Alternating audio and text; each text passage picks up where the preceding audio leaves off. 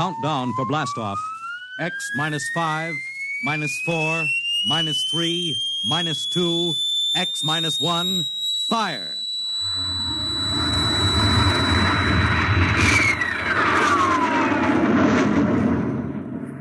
From the far horizons of the unknown come tales of new dimensions in time and space.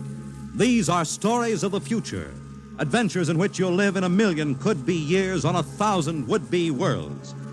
The National Broadcasting Company presents X minus 1.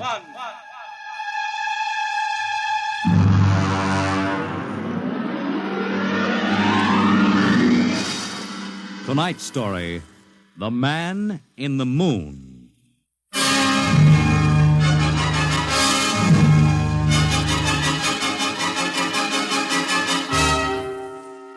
Attention, attention. This is the Federal Bureau of Missing Persons calling all local agencies. Attention, this is a coded report nationwide. Missing since 9 o'clock this morning the following persons: Smigley Jonathan, 5 feet 8 inches tall, brown hair, brown eyes, mastoid scar behind right ear.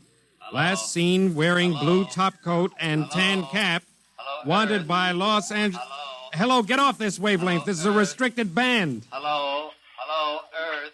Whoever you are, you're on a coded wavelength. Earth. Tune out. This frequency is reserved for the Federal Bureau of Missing Persons. Hello, Earth. This is the moon calling Earth. Hello, Earth. This guy's loony. This is Jake in transmission. Jake, this is Charlie of the code room. Some crackpot is on our frequency. Yeah, I heard him, Charlie. I've got CQ trying to trace a source now. We should have a triangulation any second. Well, hurry it up, will you? Some ham is in for a good stiff fine by the FCC. Yeah, they ought to take his license away.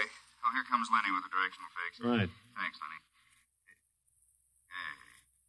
Hey, what's this? This is impossible. What's going on down there? How about it? Get that ham out of my kilocycles. Oh, listen, Charlie, unless this is a gag, that interference is being beamed from 240,000 miles away. Oh, now, Jake, you know there ain't no such thing as 240,000 miles away. Yes, there is, Charlie, straight up. Oh, now, wait a minute. Charlie, that signal is coming from the moon. Are you nuts? Oh, somebody might be bouncing it like a radar signal. Radar on this frequency? Where'd you study basic radio? Now, listen, Flathead, you asked for a fix. I gave the best fix our instruments can find. Take it or leave it. Somebody on the moon is calling the Bureau of Missing Persons.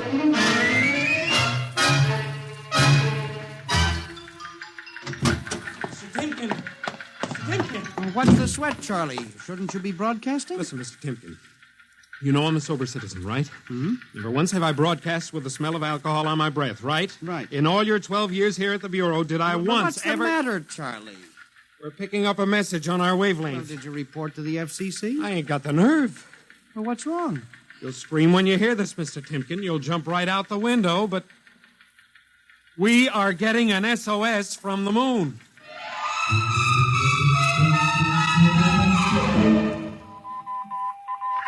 Well, that's it. He started on voice and switched to Morse.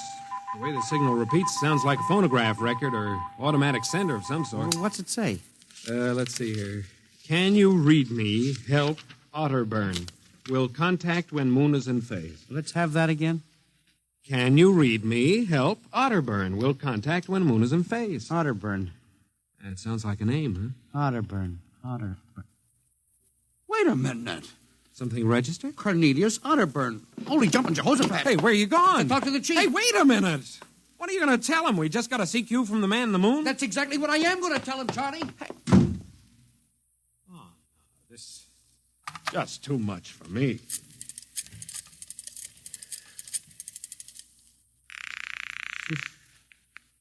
Washington Star Ledger. Let me have O'Brien on city desk. A moment. O'Brien? Seamus, Yeah? Charlie Starbuck down at the Missing Persons Bureau. You want a hot one? No kidding. This'll cost you a beer, okay? All right, shoot, Noodle Brain. I'll stay on your wavelength for 30 seconds. Okay. We just got a radio message from the moon. Yep. What? From the moon. Call me back when you're sober. Okay, Seamus, if you don't know a story when you see one, I'll send you the name of a good psychiatrist. So long, Orson Welles. How do you like that? You don't believe me.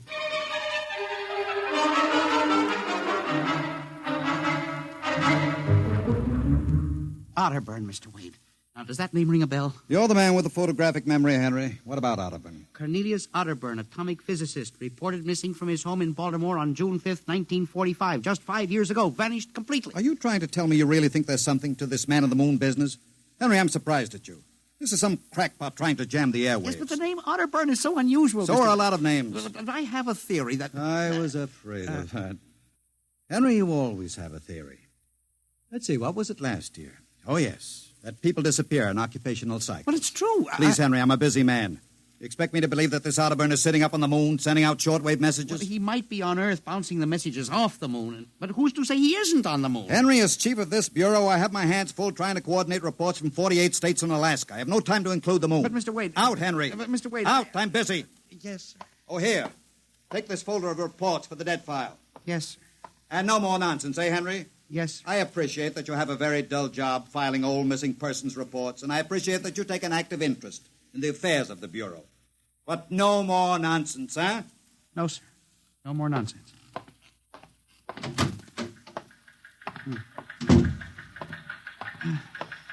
Pardon me. You are Mr. Henry Timken. That's my name. Permit me, Jefferson Philo, scientific feature writer. Oh, how do you do? Oh, are you a newspaper man? Not exactly. I write as a hobby. Occasionally the papers give me leads on an assignment. If I may have a moment of your time. Oh, certainly. Just sit down at my desk over here. Thank you. My, that's quite a stack of papers. Filing. I'm the records custodian of the Bureau. 12 years and never misplaced a record. Magnificent. I admire the precise mind, Mr. Timken. Of course. Now, Mr. Timken, Mr. O'Brien, the editor of the Star Ledger, said I might drop by and investigate a rumor. Only a rumor, mind you, that a message from the, moon? Well, we aren't certain it's from the moon. It may be a bounce. They have bounced radar waves off the moon, you know. Yes, I know. I wrote the first newspaper article on it. Really? I'd be interested to read it. I must have a copy in my briefcase. Well, don't bother. Oh, but I insist. Oh, yes. There you are. I'll leave it on your desk. Oh, thank you very much. Now, about this message from the moon, Mr. Timken. Well, now, we don't know for sure, as I said. But I believe that this message, wherever it originates, is from Cornelius Otterburn. The physicist? Oh, do you know him? I once wrote an article on his contributions in nuclear mechanics. A brilliant man, Otterburn. Years ahead of his contemporaries. Well, whoever is sending those signals, if he isn't on the moon, is at least using the moon as a sounding board, bouncing the signal. But why, Mr. Timken? Why? Well, if you will come here tomorrow night at 8, Mr. Philo, we may learn the answer to that question. I've arranged with Charlie, our radio man, to let me use the equipment. May I consider this an invitation? You certainly may. Very well, sir. Until tomorrow night, then. Goodbye, Mr. Philo. Let's see now. Aiken, Abelard, Abramson, Rono, Atch... Well, that's funny. Now, where did this list of names come from? Paul Aarons, astromathematician. Robert Simons, electronic engineer. Carl Parker, mining specialist. Well, this must have gotten mixed up with the papers on my desk by accident. Peculiar list of names.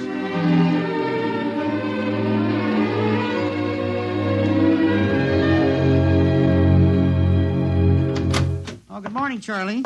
Oh, hi, Mr. Timken. See, we made the papers. Oh? And how? And as the chief steamed up about it, he really gave me what for. What did the paper say? Oh, mostly ha-ha. Here's the Herald. Listen. Man on the moon contacts Missing Persons Bureau. Missing atomic scientists sitting on the moon, say Bureau experts, etc., etc. What a panning. Well, no wonder Mr. Wade is hopping. Say, about tonight, Mr. Timken, I don't Now, know. you promised you'd give me a key to the radio room. Yeah, but I didn't expect Well, this. I'll take full responsibility with Mr. Wade. At the time for the morning broadcast, we got quite a list today. Well, mind if I listen a while? We may hear Otterburn. Well, I ain't self-conscious. Just stick around. Yes. Attention, attention. This is the Federal Missing Persons Bureau calling all local agencies. Nationwide. This is a coded broadcast. The following persons are missing. Aaron's Dr. Paul, What? 5'5", brown hair, brown eyes, scar on left side of chin, thick glasses. Aaron's? Occupation, astromathematician. Missing since 6 o'clock this morning. Being sought by Bel Air police. Charlie. Repeat. Dr. Paul Charlie, Aaron's. shut it off a second. Hold it. Delay 1 minute.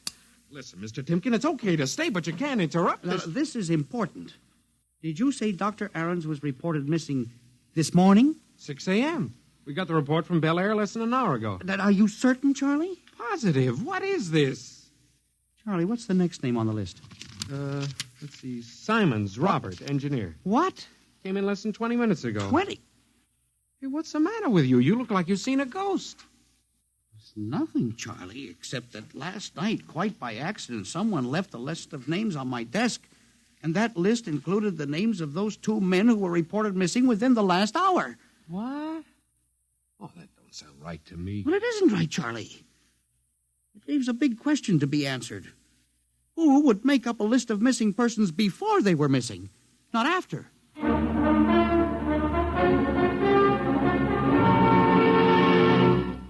And you say this list of names was left on your desk accidentally? Well, I believe so, Mr. Wade.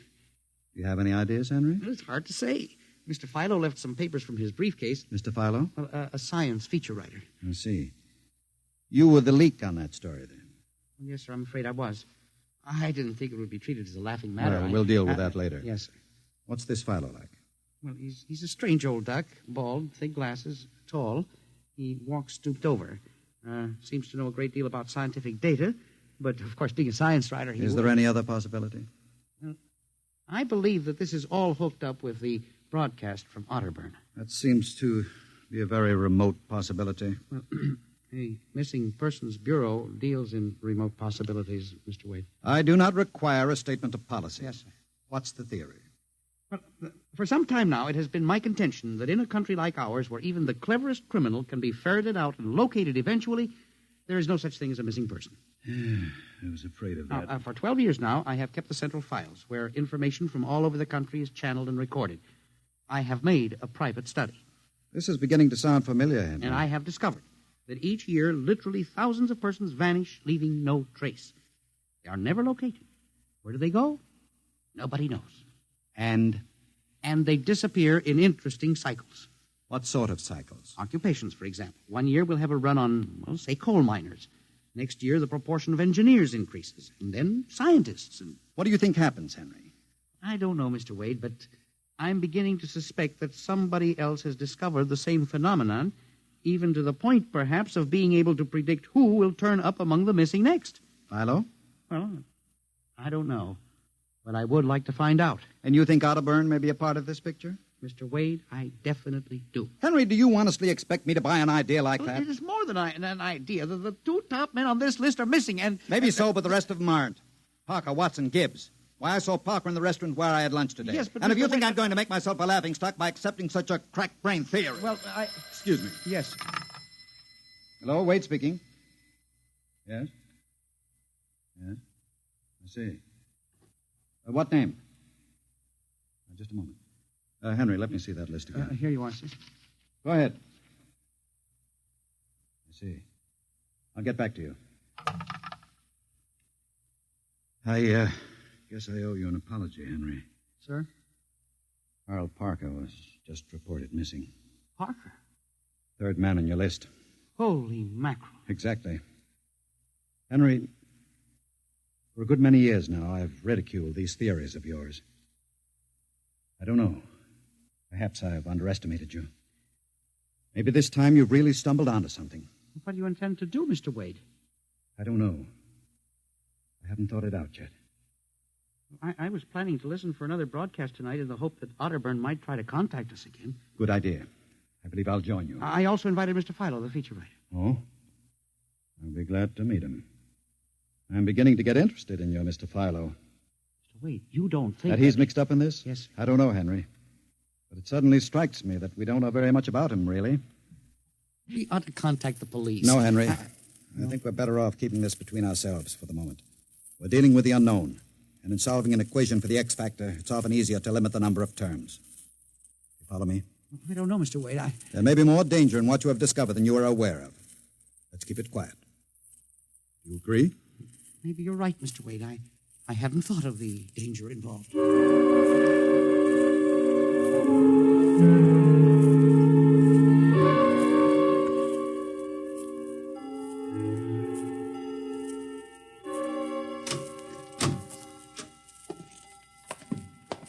o'clock. When Mr. Filer was late. Well, he said he'd be here. He strikes me as a man who keeps appointments. Look out the window. Yes, sir. The moon is almost in direct phase. We can't wait much longer. Well, it's a perfectly clear night for transmission.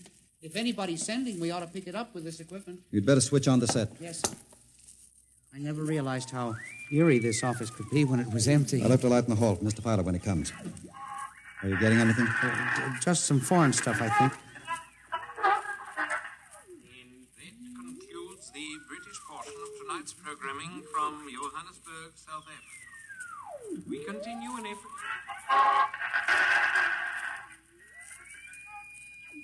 That's a peculiar transmission sound. Earth. Now, that sounds like something. See if I can work the selector. The moon is in phase. Yes, sir. Hello, Earth. Can you hear me? I'll try to return. Hello? Hello? Hello, Earth. Hello, do you hear me? Oh, I get you now.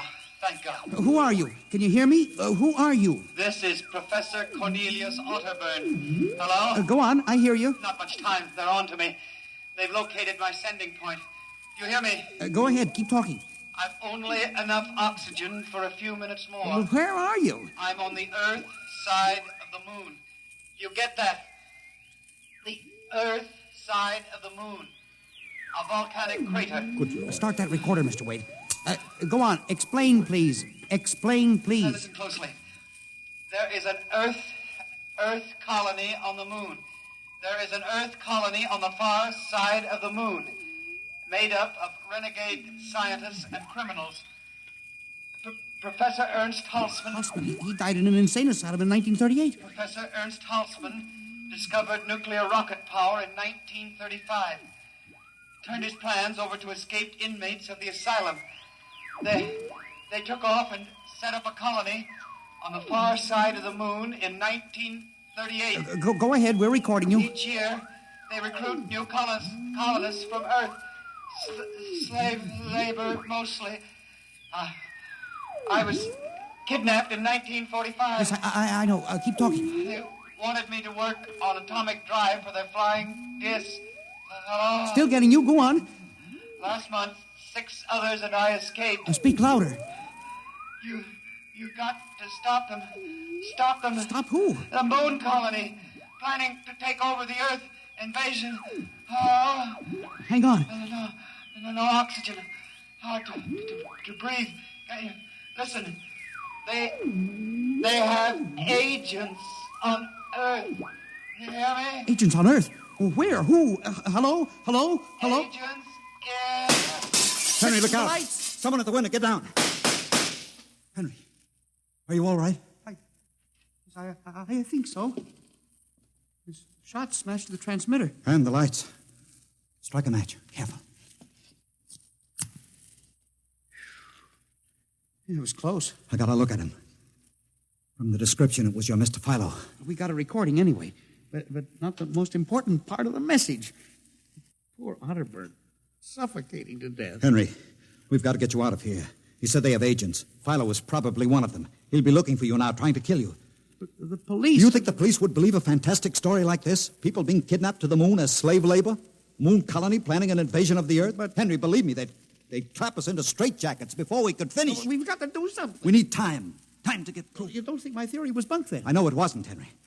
Right now, my only concern is for your safety. But we can't walk out of here. Philo's probably waiting. Listen, there's a service elevator that leads to the basement garage. Yeah? We can get down there. There are some delivery trucks parked there all night. We can probably get one started. The garage door's off the ramp, work from the inside. We'll start the mechanism and make a run for it. I don't know. I think if we call the police... By the time we the might- police get here, we'll be dead. You think Philo will wait outside all night? Come on. That's an order. Okay. But what about the recording of Otterburn's notes? We'll leave that here in the safe in my office. They'll never get into that. Let's go. You buzz the elevator while I hide the recording.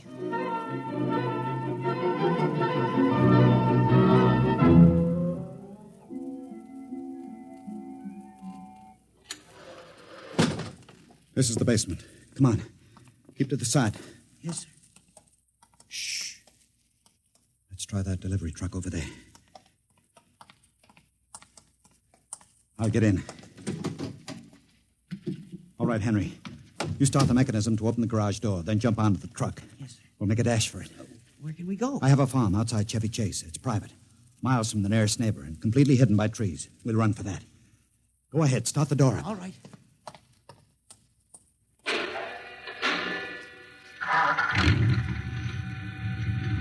Quick, jump in. There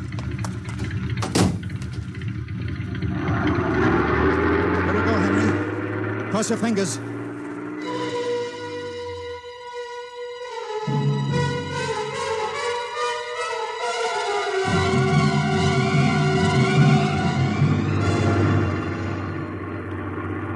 We made it out all right.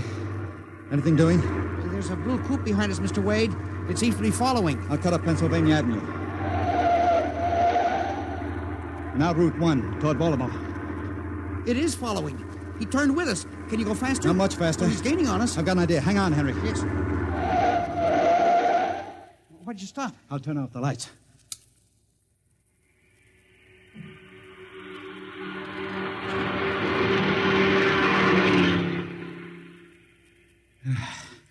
It worked. He shot right past us.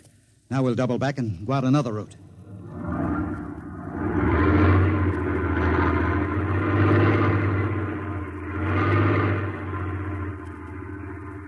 Well, I don't see anything. I think we've lost him. Good.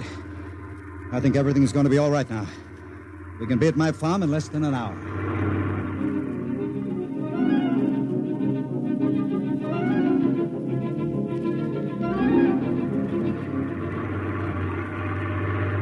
Not much longer now. Is anyone behind us? I thought I saw the blue coupe again, but I was mistaken. Whew. This place is really out in the wilderness. We can stay here indefinitely till we'll figure out the next move. Now, just up this dirt road now. There's the house up ahead. You're not going toward it. No, I have a better idea. There's a big abandoned wheat silo on my grounds. It's down a hollow where it can't be seen except from the air. And even then, the oak trees shield it. We'll hide you out there. Now, we leave the truck here. It'll never be seen. Come on. Yes. How did you ever find this place, Mr. Wade? I've always liked seclusion. I bought it about 12 years ago. Come up here in the summertime to get away from it all. There's the silo. It's certainly well hidden. There's a small door around the side. Come on. Be careful of those bushes. Yes. It's hard to see them in the dark. Do you suppose Philo will find us? I assure you, Henry, Mr. Fowler will never find us here. Not in a million years. Here's the door. Oh, it's pitch dark. Hold my arm. I know the way. Just a few steps up and another door. Steel. This is an unusual silo. Double walled, wood outside and steel inside. Completely fireproof. An army couldn't wreck it. We're inside the inner shell. Careful. Yes. You're in a circular room. Stay here a moment. I'll go outside and see if the coast is clear. In a moment, your eyes will become accustomed to the darkness. I'll bring back some food and water. Don't be long, Mr. Wade. This place gives me the willies. Just a moment.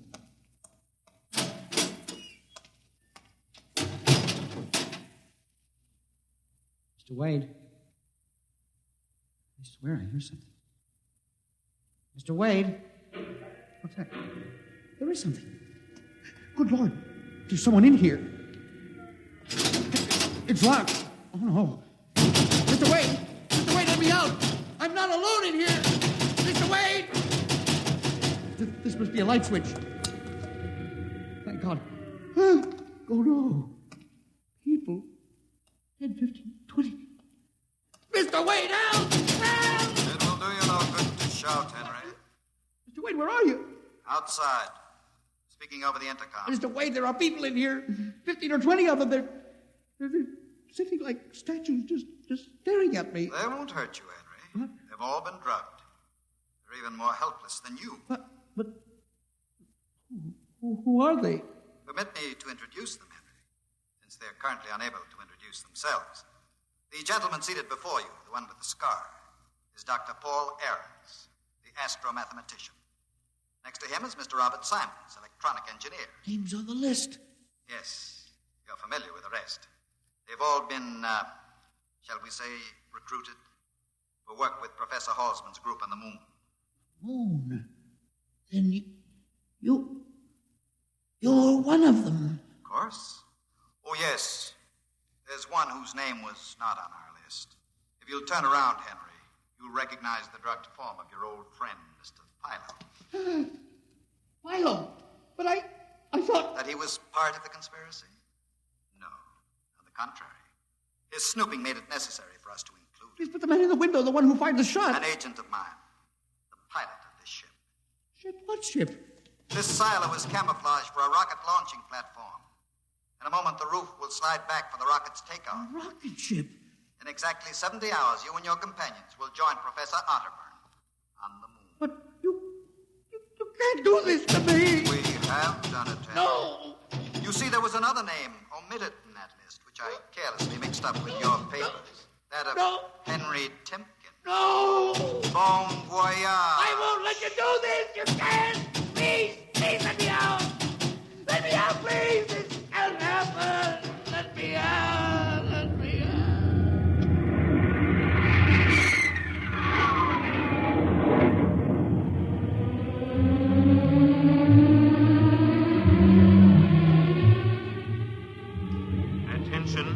Attention. Missing since 8 o'clock last night, the following persons. Timken Henry, age 45, height 5 feet 8, 165 pounds, brown eyes, slightly balding, occupation records custodian. Repeat, Timken Henry, age 45, height 5 feet 8, 165 pounds.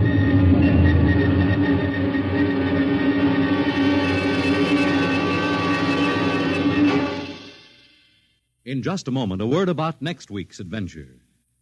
Tonight, by transcription, X-1 has brought you The Man in the Moon, an original radio drama written by George Lefferts.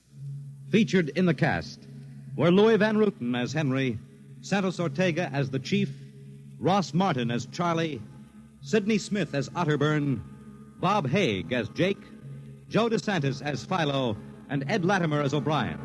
Your announcer, Fred Collins. X-1 was directed by Fred Way and is an NBC Radio Network production.